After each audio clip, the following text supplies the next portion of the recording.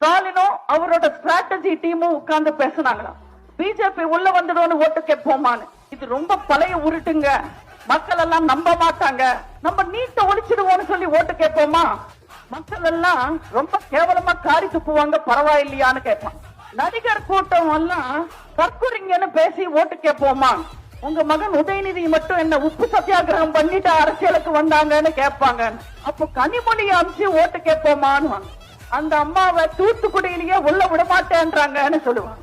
அப்போ கமலேன்னு அது அவரோட கட்சிக்காரங்களை கட்ட பணம் எப்ப திருப்பி கொடுப்பாங்கன்னு காத்துக்கிட்டு இருக்காங்க, அவர் சரிப்பட்டு வரமாட்டாருன்னு சொல்லுவாங்க. அப்ப திரும்ப அவர் சொந்த கட்சிக்கு ஓட்டு போட வேண்டாம்னு சொன்னதுக்கு சொந்த தொண்டர்கள் காரி துப்புறாங்க.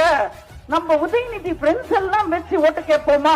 எதுக்குங்க? போலீஸ் எல்லாம் போதை கேஸ்ல நம்மளையும் சேர்த்து வச்சுக்கிறதுக்கா?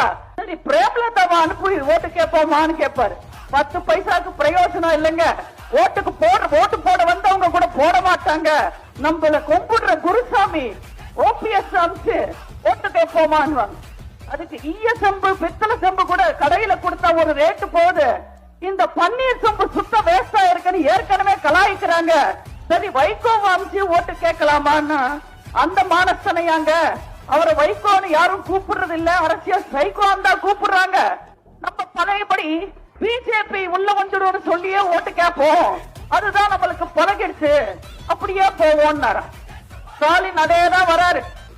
இந்த தேர்தல் தமிழ்நாட்டுக்கும் டெல்லிக்கும் ஆன தேர்தல் சொல்றாங்க. கிடையாது.